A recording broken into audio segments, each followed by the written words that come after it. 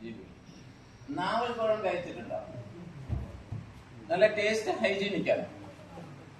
അത് ശാസ്ത്രീയ നാമത്തിൽ നാം പറയുന്നത് വെച്ചാൽ കൂടുതൽ സയന്റിഫിക് നമുക്ക് പോകണ്ട, ബോറാവും. കാരണം പഠിക്കുന്ന കാലം തൊട്ട് തന്നെ നമ്മൾ പഠിക്കാത്ത ഒരു സബ്ജക്റ്റാ സയൻസ്. സൈലീജിയം കുമിനി എന്ന് പറയും. സൈലീജിയം എന്ന് പറയുന്ന ജീനസിൽപ്പെട്ട കുമിനി എന്ന സ്പീസീസാണ്. പക്ഷെ പറമ്പിക്കുളത്തെ സീ ലെവൽ 1200 മീറ്റർ മുകളിലേക്ക് കാണപ്പെടുന്ന വനപ്രദേശങ്ങളില് ഉള്ള ഒരു നാവൽ മരമാണ്. അത് ജീനസ് സൈലീജിയം തന്നെ. ആ സ്പീസീസ് ഇതുവരെ ഐഡന്റിഫൈ ചെയ്തിട്ടില്ല. അപ്പൊ എന്ത് പറമ്പിക്കുളം ഏത് ഡിസ്ട്രിക്റ്റിലാണ്? പാലക്കാട്. സൈലീജിയം പാലക്കാടൻസിസ് അങ്ങനെ ആ പേരില് അറിയപ്പെടുന്നുണ്ട്. മെഡിനില ആണമലൈന എന്ന് പറയുന്ന ഒരു ഹൈ വാല്യൂ മെഡിസിനൽ പ്ലാന്റ്സ് ഉണ്ട്. അതുപോലെ ആഗ്ലോതേസ്മിയ എക്സാമുലേറ്റ എന്ന് പറയുന്ന ഒരു ചെറിയ ഒരു ലോകത്ത് എവിടെയില്ല, പറമ്പിക്കുളത്ത് മാത്രം. നമ്മുടെ കല്യാൺ മുരുകൻക്കൊക്കെ അറിയാം. അതായത് അവിടെ ഒരു ഫോറസ്റ്റ് ക്വാർട്ടേഴ്സ് ഉണ്ട്. അതിന്റെ തൊട്ടടുത്ത് ഒരു എവർഗ്രീൻ ഉണ്ട്. അതിലെ ജസ്റ്റ് ഒരു 100 സ്ക്വയർ മീറ്ററിൽ മാത്രം വളർന്ന ഒരു ഇതാണ്. ഇപ്പൊ പോയാൽ ഉണ്ടാവില്ല. അതൊരു സീസണൊക്കെ മാത്രം. അതൊരു കൂൺ പോലെ ഒരു ചെറിയ പ്ലാന്റ്സ് ആണ്. വളരെ സെൻസിറ്റീവ് ആണ്. അപ്പൊ ഫോറസ്റ്റ് എത്ര സെൻസിറ്റീവ്, അതിൽ നമ്മൾ ഇടപാടുകൾ നമ്മൾ പോയി വന്നു കഴിഞ്ഞാല് അതുണ്ടാവില്ല. ഓക്കെ. അതുപോലെ പിന്നെ ഒരു തവളയുണ്ട്, പറമ്പിക്കുളത്ത് മാത്രം കാണപ്പെടുന്ന ഫ്രോഗ്. മനുഷ്യന്റെ ഇടപെടലാണ് ഈ തവളകൾ കാണാതെ പോകുന്നത്. നമ്മൾ വിചാരിക്കുന്ന പാമ്പ് പിടിച്ച് തിന്നുന്നുണ്ട്, അത് തിന്നാനുള്ള തവളൊന്നും ഇല്ല ഇപ്പൊ. കാരണം നമ്മൾ എപ്പോ നോർമൽ സോപ്പ് വിട്ടിട്ട് എപ്പോ നമ്മൾ ഡിറ്റർജന്റ് ഉപയോഗിക്കാൻ തുടങ്ങി അതോടെ പോയി അതിന്റെ സിസ്റ്റങ്ങളൊക്കെ. ഓക്കെ. അപ്പോ അതുപോലെ ഇത് ചമച്ചാന പറമ്പിക്കുളമാണ് എന്ന് പറയുന്ന ഒരു ഫ്രോഗ്. ഗാറ സുരേന്ദ്രനാഥൻ എന്ന് പറയുന്ന ഒരു മത്സ്യം, ചെറിയ ഷക്കർ ഫിഷ്, കള്ളുട്ടി എന്നൊക്കെ നിങ്ങൾ ഇവിടെ പറയും, ഷക്കർ ഫിഷ്. ഇതൊക്കെ എൻഡമിക് ആണ്. അപ്പൊ ഇതൊക്കെ ആരാ കണ്ടുപിടിച്ചത്? റിസർച്ചറാണ്. അത് മാത്രല്ല, ഈ റിസർച്ചർ ഓരോ കൊല്ലം ഈ റിസർച്ച് ചെയ്യുമ്പോൾ പുതിയ ജീവികൾ ഉണ്ടോ, നേരത്തെ ഉണ്ടായിരുന്ന ജീവികൾ അവിടെ ഇല്ലാതെ പോയോ, ഇത് നമുക്ക് ഇങ്ങനെ നോക്കാൻ പറ്റും. പിന്നെ അടുത്തത്, അവിടെ ആരും പോവാൻ പാടില്ല എന്ന് ഞങ്ങള് സ്റ്റാഫുകൾ ഇവിടെ കുത്തിയിരുന്നാൽ അവിടെ നായട്ടോ എന്തെങ്കിലും ഹണ്ടിങ് എന്തെങ്കിലും അവിടെ തുടങ്ങും. സോ അങ്ങനെ സെക്യൂരിറ്റി. ആ 3 മെയിൻ പർപ്പസിക്കാണ് നമ്മളെ ഓസോണിലേക്ക് പോകുന്നത്. ഓക്കെ. അങ്ങനെയുള്ള ozone tiger reserve minimum 300 square kilometre എങ്കിലും വേണം. പറമ്പിക്കുളം 391 സ്ക്വയർ കിലോമീറ്റർ ഒരു ഏരിയ. ഓക്കെ. അതുകൊണ്ടാണ്, കാരണം ഒരു ടൈഗർ റിസർവ് മിനിമം ഇത്രയെങ്കിലും സ്ഥലം വേണം. വേറെ 285 കൊടുക്കാൻ പറ്റില്ല. അതുകൊണ്ടാണ് ഇത്രയും ഏരിയ ടൈഗർ. അപ്പൊ എന്തുകൊണ്ടാണ് കടുവയ്ക്ക് ഇത്രയും പ്രാധാന്യം കൊടുക്കുന്നത്? എന്തുകൊണ്ടാണ് ഈ സെൻസസ് ഒക്കെ വേണമെന്ന് പറയുന്നത്? ഇത് ഈ കാട്ടികളുടെ സെൻസസ് ഒന്നും കൂടുതൽ വരുന്നില്ല, മറ്റേ മാനുകളുടെ സെൻസസ് ഇല്ല, പക്ഷെ കടുവകളുടെ സെൻസസ് വേണമെന്ന് പറയാനുള്ള കാരണം എന്താണ്? 20-ാം നൂറ്റാണ്ടിന്റെ തുടക്കത്തിൽ ശരിക്കും കടുവകളുടെ പോപ്പുലേഷൻ 80,000 കൂടുതലാണ്. 2022 എത്രയുണ്ടെന്ന് അറിയാം? വേൾഡ് ലെവൽ ആ കൂടി 3,467 പക്ഷികൾ. ഓക്കെ.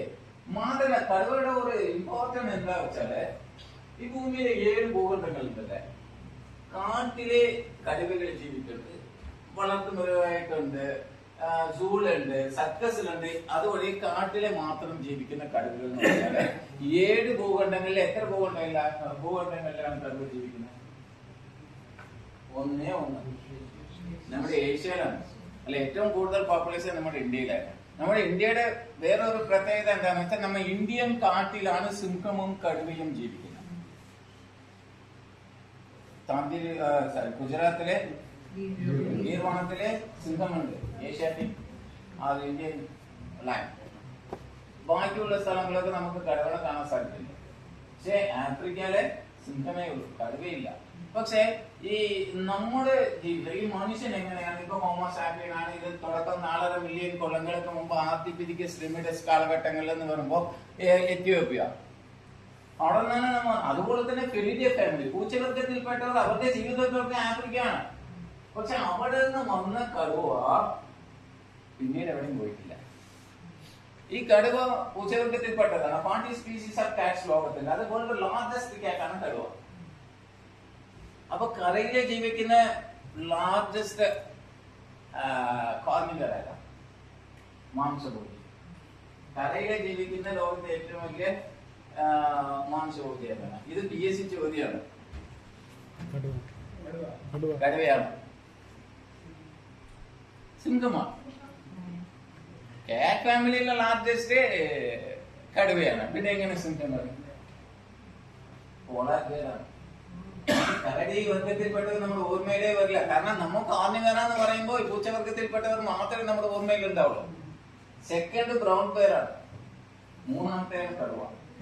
ഓക്കെ, സോ നമുക്ക് ഈ കടുവയുടെ ഇത്രയും ഇമ്പോർട്ടൻസ് കൊടുക്കാനുള്ള കാരണം നമുക്ക് കടുവനെ കുറിച്ച് കൂടുതൽ അറിയാത്തത് കൊണ്ടാണ്. ഈ രാജാക്കന്മാർ കാലത്തെയും അങ്ങനെ ഓരോരുത്തരെയും ഇപ്പോ വരെ ഹണ്ടിങ് സംഭവിച്ചുകൊണ്ടിരിക്കുകയാണ്. അങ്ങനെ ഇവരൊക്കെ നമ്മൾ പഠിക്കുന്ന കാലഘട്ടങ്ങളിൽ നമുക്കറിയാം ഈ ഇരപിടിയന്മാരൊക്കെ സബ്ജക്റ്റിലുണ്ടാവും. ഇവർ അപ്പെക്സ് ഓൺ ടോപ്പ് ലെവലിലുള്ള പ്രഡേറ്ററാണ്. പക്ഷെ ഇവരില്ലെങ്കിൽ ആ ആവാസ വ്യവസ്ഥ തന്നെ ഒരു പക്ഷെ കൊളാപ്സ് ആവും. കാരണം പ്രകൃതിയിലെ നമ്മ മാത്രമല്ല എല്ലാ ജീവജാലങ്ങളുണ്ട്. ഓരോ ജീവികൾക്കും പ്രകൃതി ഒരു ആവാസ വ്യവസ്ഥ കൊടുത്തിട്ടുണ്ട്. ആ ആവാസ വ്യവസ്ഥയെ മാത്രം ആ ജീവികൾ ജീവിക്കാൻ പാടുള്ളൂ. ഇപ്പൊ ഇവിടെ നിങ്ങൾ കണ്ട മയിൽ ഈ ആവാസ വ്യവസ്ഥയിൽ ജീവിക്കുന്ന ഈ കാട്ടിൽ ജീവിക്കുന്ന പക്ഷിയല്ല. അത് കുറ്റിക്കാട്. പക്ഷെ ഇപ്പൊ കുറ്റിക്കാടുകളുണ്ടാവും. അത് കൃഷി സ്ഥലങ്ങളായി മാറി. അവിടെയാണ് ഫോക്സ് എന്ന് പറയുന്ന കുറുക്കുന്നുണ്ടായിരുന്നു. ഇവന്റെ കൺട്രോളറാണ്. അവനില്ല. അപ്പോ കുറ്റിക്കാടുകളിൽ നിന്നെക്കാട്ടിൽ ഇവിടെ കൂടുതൽ ഭക്ഷണം മയിലിന് കിട്ടും. ഇത് അതിന് സ്വർഗമാണ്. പക്ഷെ ഇവിടെ എത്തിച്ചേരുമ്പോൾ വിഷയം വേറെയാണ്. അപ്പോ ഓരോ ആവാസ വ്യവസ്ഥയിലും ഓരോ ജീവി ജീവിച്ച് വേറെ അവർ വെറുതെ ജീവിക്കുന്നതല്ല. അവർ പ്രകൃതിക്ക് ചെയ്യുന്ന കടമകളുണ്ട്. എക്കോളജിക്കൽ റോൾ അവർക്ക് മാത്രമേ, നമ്മുടെ എക്സാം നമുക്ക് മാത്രമേ എഴുതാൻ പറ്റുള്ളൂ. അതുകൊണ്ട് ഓരോ ജീവികൾക്കും അവരുടെ കടമകൾ അവർക്ക് മാത്രമേ ചെയ്യാൻ പറ്റുള്ളൂ. ഇപ്പൊ ഫോർ എക്സാമ്പിൾ പറമ്പിക്കുളത്ത് 4 തരം കുരങ്ങന്മാരുണ്ട്. പറഞ്ഞു കൊടുത്തോ? 4 അല്ലെ? ഓക്കെ, അത് ഞാനിപ്പോ തുടങ്ങാം. 4 നിങ്ങൾ പറമ്പിക്കുളത്ത് 4 തരം കുരങ്ങന്മാരുണ്ട്. നിങ്ങൾ എത്ര തരം കുരങ്ങാണ് നിങ്ങൾ കണ്ടത്? 2. നീലഗിരി, വേറൊന്ന് ഞാണ് മക്കാക്ക് എന്നത് ബോണൻ മക്കാക്ക്. പക്ഷെ നാളും പൊതുവെ ആവാസ വ്യവസ്ഥയിൽ ഇപ്പൊ നിങ്ങള് വെൽക്കം ടു ആണമല ടൈഗർ റിസർവ്. പറമ്പിക്കുളത്തിന്റെ പ്രത്യേകത വേറൊരു ടൈഗർ റിസർവ് കൂടി കയറി വരണം ഇവിടെ ആണമല. ആ കേണികളിലൊക്കെ കാണുമ്പോ കാമൺ ലംബൂർ അഥവാ ഹനുമാൻ കുറഞ്ഞ കുറഞ്ഞു. ഈ ലംബൂറിന്റെ അതേ സൈസ് ആയിരിക്കും, കറുത്തല്ല. ചാറ് നേരത്തെ ഫേസ് മാത്രം ബ്ലാക്ക് ആയിരിക്കും. അത് ഹനുമാൻ ട്രൈ ചെയ്ത് നമുക്ക് കോമൺ ആയിട്ട് കാണാൻ സാധിക്കും. അവിടെ നീലഗിരിയിൽ ലംബൂറുണ്ട്, പക്ഷെ ഏറ്റവും കൂടുതൽ കോമൺ ആയിട്ട് കാണുന്നത് അവിടെ. പിന്നെ ഹ്യൂമൻ ആക്ടിവിറ്റീസ് ഉള്ള സ്ഥലങ്ങളിൽ, ടൂറിസം ആക്ടിവിറ്റീസ് ഉള്ള സ്ഥലങ്ങളിൽ നമുക്ക് പൊതുവെ കാണുന്നത് ഏത്? നാടകം.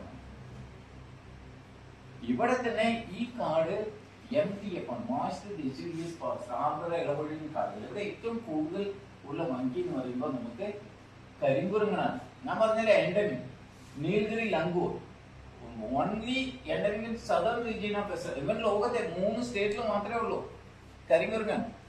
വേറെ ലോകത്ത് എവിടെയില്ല. ഇത് തന്നെ നമ്മള് എവർഗ്രീൻ പോയാലോ അവിടെയാണ് സിംഹവാളൻ കുറഞ്ഞ് ജീവിക്കുന്നത്. നാളെ പൊതുവെ അങ്ങനെ ഓരോ ജീവികൾക്ക് അത് അവരുടെ കടമകൾ ചെയ്യാനാണ്. ഈ കുരങ്ങന്മാരെ എന്ത് കടമയാണ് ചെയ്യുന്ന? ഇപ്പോ സിംഹവാളൻ എന്തുകൊണ്ടാണ് എവർഗ്രീനിലെ അവനിവിടെ നമുക്ക് ഒരു കാരണവശാൽ കാണാൻ സാധിക്കില്ല. എവർഗ്രീൻ എന്നാൽ അവിടെ വെടിച്ചെക്കാന്നൊരു മരം, വെടിപ്ലാവ്, കുലീനിയ എക്സാലിഗേറ്റർ, spiny jackfruit, monkey jackfruit. Jackfruit വലിയതാണ്, ഇത് ഈ സൈസേ ഉണ്ടാവും.